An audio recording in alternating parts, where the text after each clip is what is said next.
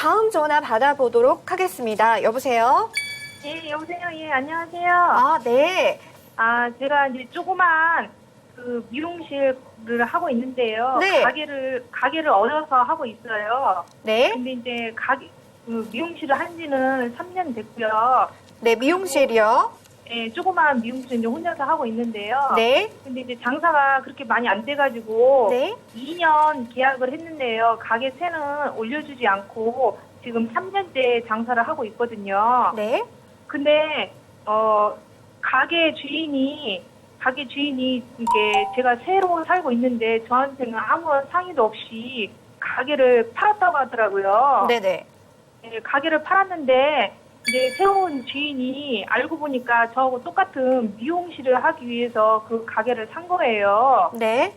네, 그랬는데 이제 그분이 새로 가게를 사신 분이 본인이 여기 들어와서 이제 가게를 할 건데 2년이나 3년 있다가 들어온대요.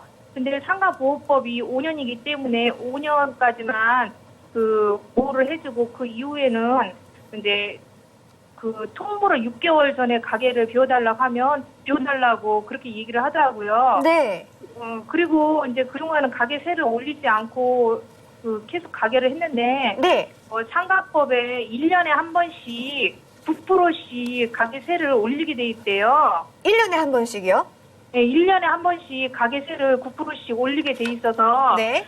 새로운 주인은 1년에 한 번씩 가게세를 올릴 거라고 그렇게 얘기를 하더라고요. 네. 그리고 이제 그분이 들어왔을 경우에는 권리금은 매매를 했기 때문에 권리금은 인정이 안 된다고 네. 안에 있는 그 시설이나 한 거는 다 이렇게 빼달라고 그렇게 하시더라고요. 네. 근데 이제 그분이 이제 가게를 사면서 이거 상가 안에 들어있는 사람의 세를 승계를 했기 때문에 네.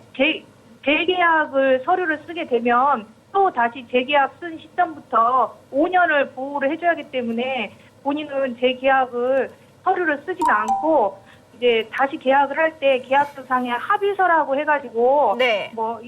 이게 가게세를 올려줘라 하면서 그렇게 쓴다고 저한테 이게 통보가 왔어요. 네네.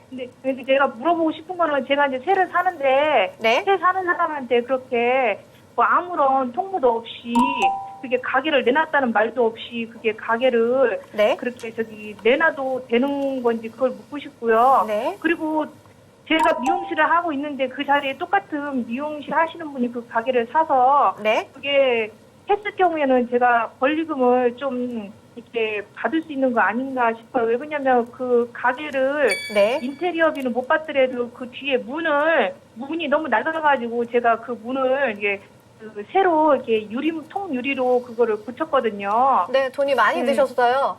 네, 돈이 조금 들었는데 이제 네, 3년 네. 동안 사용하긴 했죠. 네. 네, 3년 동안 이렇게 돈을 들여서 제가 이제 3년 동안 사용을 했거든요. 네. 그러니까는 이제 제가 나갈 때는 그런 권리금 부분을 받을 수 있는지 그거를 물어보는 거고요. 네. 그리고 재계약 서류는 다시 안 쓰고 합의서라는 내용으로 그렇게 서류를 쓴다는데 그렇게 계약서를 쓰는 게 맞는 건지 그거를 물어보고 싶거든요. 네, 알겠습니다. 지금 김진성 변호사가 꼼꼼하게 적으면서 듣고 있었습니다. 자, 말씀 나눠보세요. 네. 네, 안녕하세요. 김진성 변호사입니다. 네, 안녕하세요. 네, 안녕하세요. 네. 말씀 잘해주셔서 제가 일단 열심히 메모를 했는데요. 네. 일단 궁금하신 게 결국 여러 가지가 있으신 것 같은데 첫 번째는 상가 매매를 할 때 임차인에게 네. 왜 얘기도 안 하고 그냥 매매할 수 있는 거냐. 네. 그거 하나랑 두 번째 권리금 기타 이제 현재 미용실 사용하는 어떤 시설물들에 대한 비용을 네. 받을 수 있느냐. 권리금 포함해서 그런 얘기 하시는 것 같고 세 번째는 아직 이제 한 3년 정도 미용실 운영하고 계시는데 나머지 기간에 대해서 합의서 작성을 하는데 이 합의서란 내용으로 작성한 게 맞느냐 그렇게 물어보신 것 같습니다. 혹시 그게 맞으신가요? 네, 그렇게 서류를 그렇게 쓰는 게 맞는 건지 그걸 묻고 싶고 한 가지는요. 네. 그리고 이제 세를 들어서 사는 사람은 소소한 거는 본인이 네. 다 고치면서 살아야 되고 아주 크게 고장나고 그런 것만 네. 그 주인이 고쳐준다고 그렇게 얘기를 하더라고요. 네. 그러면은 소소한 거에 그 기준이 그게 어떻게 되는 건지 그거를 좀 물어보고 싶어요. 큰 거에 대한 고치는 거의 기준은 어떻게 되는 건지. 네, 알겠습니다. 일단 뭐 차례대로 말씀을 드릴게요. 일단은 그 말씀하신 것처럼 뭐 이제 그 상가 건물 매매하는 부분에 대해서 보지를 안 했다고 하더라도 그 전 집주인은 이제 집주인이라 그러죠. 소유권자는 매매를 할 수 있습니다. 다만 그 이런 경우 되게 문제가 많이 되지 않습니까? 상가 임대차 같은 경우나 아니면 주택 임대차 같은 경우에는 그런 문제가 많이 되고 예전부터 그 임차인의 지위가 굉장히 불안정했기 때문에 대항력을 갖추고 있는 임차인의 경우에는 다 보호를 해줍니다. 그래서 새로운 매수인이 건물 매수인이 온다고 하더라도 그 그 건물 소유주의 그 지위를 그대로 승계하기 때문에 그 소유권이 이전된다고 해도 큰 문제는 없으실 것 같아요. 근데 다만 여기서 이제 권리금 문제가 또 생기시는데요. 일단 기본적으로 권리금은 임대인에게 청구할 수 있는 게 아닙니다. 그러니까 새로 들어오는 임차인에게 청구할 수 있는 거예요. 근데 이제 여기서는 좀 다툼의 여지가 있어 보이는 게 이 새로 들어오신 임대인이 그러니까 똑같은 미용실을 할 수 있다는 부분에 대해서 좀 이제 다툼의 여지는 있어 보입니다. 네. 근데 그런 부분을 그 새로운 임차인으로 봐서 임대인에게 그런 권리금 청구할 수 있는 건지는 좀 다툼이 있어 보이는데 어찌됐건 기본적으로 임대인한테 권리금 청구할 수는 없어 보이고요. 그 아까 말씀하신 것 중에 그 1년에 한 번씩, 그러니까 상가 임대차법에 보면 10%, 100분의 9, 그러니까 9% 한도 내에서 이제 임차료를 이제 더 올려받을 수 있습니다. 네. 근데 그건 한도이고요. 그게 이제 상한이기 때문에 그 밑으로도 할 수 있으세요. 그러니까 꼭 그게 9%까지, 그러니까 9%까지 받을 수 9%를 꼭 줘야 되는 건 아니고요. 그 상한으로 계약을 하시면 되니까 또 계약을 또 1년 단위로 하지 마시고 좀 그런 게 불안하시다면 2년 뭐 3년 앞으로 한 2년 정도 남으신 것 같은데요. 2년 정도 더 그 계약 기간을 하셔서 인요 상담 그 협의를 하시면 될 것 같습니다. 근데 이제 계약서를 새로 안 쓰고 네. 그냥 하얀 종이에다가 합의서라고 해가지고 네. 위에다 이렇게 해가지고 이거를 이제 전 주인이 승계를 했다 하는 식으로 그렇게 계약서를 써서 이제 거기다 도장을 찍으라고 하더라고요. 아직은 안 찍었는데. 네네네. 근데 그거를 그렇게 합의서라고 그렇게 쓰는 게 서류를 그렇게 쓰는 게 맞는가요? 지금 말씀하신 것대로 합의서 계약서는 좀 다르긴 합니다. 합의서와 계약서 성격이 좀 다르긴 하기 때문에 그 상가임대차협의 보호법에 의하면 그 말씀하신 대로 5년까지는 계약갱신 권리가 있으세요. 그거는 임차인의 권리가 있기 때문에 합의서를 쓰라고 해도 그렇게 쓰지 마시고요. 명확하게 임대차 형식의 계약서를 작성하셔서 언제까지 계약서 형식으로 작성하신 게 제가 더 나중에 혹시 법률적 분쟁이 생길 때 훨씬 더 그 간이하거나 또 입증이 더 편하실 것 같아서 합의서보다는 가급적 계약서를 쓰시는 게 더 나아 보이고요. 그 하나 또 이제 말씀하신 것 중에 이제 권리금 아까 말씀하신 것 중에 그 시설물 중에 뭐 통유리나 뭐 출입문 얘기를 하셨던 게 있어요. 근데 이제 권리금을 혹시 이제 뭐 임대인이기 때문에 못 받는다고 하더라도 이 통유리나 이제 그 가게 어떤 그 편익을 위해 객관적인 가치를 상향시키는 게 있습니다. 근데 그 소유권자가 지금 상담자 분이시면 민법상 부속물 매수 청구권이라는 게 있습니다. 그러니까 임차인에게 인정되는 권리 중에 하나인데요.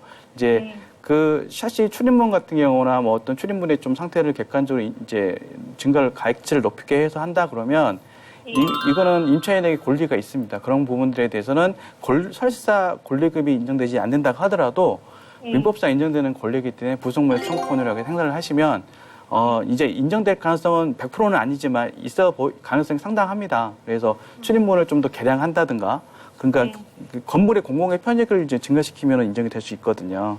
그래서 그런 부분들 별도로 또 추가로 부속물 청구권을 행사하셔서 권리를 좀 보호받으시는 게 좋아 보입니다. 네. 그런데 대부분 그 임대차 계약을 할 때 네. 거기에 이제 그 계약서에 그런 걸 쓰지 않습니까? 네. 그 나갈 때는 원상복귀해야 한다. 네. 그러면 이게 통유를 했는데 네. 그 새로 들어온 주인이 네. 이걸 원상복귀해 주시오. 네, 그럴 네. 때는 이걸 어떻게 해야 돼? 그러니까 원래 이제 그 원상복귀라는 거는 너무나도 임차인에게 있어서 너무나 당연한 의무입니다. 네. 그러니까 임대인은 이제 말씀하신 것처럼 보증금을 받아야 될 의무가 있는 것처럼 임차인은 쓰기 전의 상태 그대로 다시 원상회복해서 보내줘야 되는데 이제 문제는 이제 그렇게 말씀하신 것처럼 원상을 원래 회복해줘야 되는데 이거 떼가시도 없고 그런데 이 출입문이 내가 떼가지 않으면 이 건물의 가치를 높일 수 있을 것 같고, 그래서 이제 법에서는 부정매매 청구권이라는 권리를 일부 인정하고 있습니다. 근데 그런 부정매매 청구권, 부정무이라는 개념은 이제 인정되기는 쉽지 않긴 하지만 그런 권리가 있으니 검토해 보셔도 괜찮을 것 같습니다. 네. 그리고 새 주인하고 임대차 계약을 새로 맺을 때 네. 그때부터 5년이 되는 게 아니고 전 주인하고 계약했을 때부터 5년간. 그러니까 그거는 아마 이제 이제 기존에 새로 건물 매매를 하면 예전에 임대차 계약을 맺은 그 권리를 해서 5년 동안 인정될 수 있는 그대로 승계하니까요. 예. 5년간 인정되는데, 근데 만약에 새로운 건물 매수인과 다시 이제 계약을 해서 5년 정도까지 계약을 한다면 또 할 수 있겠지만, 일단은 계약을 양수한 거니까, 지위를 양수한 거니까 5년은 인정될 수 있다는 그런 취지입니다. 네, 알겠습니다. 상담자분께서는요, 권리금 청구는 불가능하지만 이 계약서를 좀 더 이렇게 꼼꼼하게 협의서가 아닌 계약서로 챙겨두시는 게 좋을 것 같습니다. 자, 답답한 법률 고민이 있으신 분들은요, 주저하지 마시고 저희한테 전화 주시면 됩니다. 070-480-1400-3으로 연락해 주시면 됩니다. 여러분을 위한 법률 상담 로우 컨설팅 60입니다.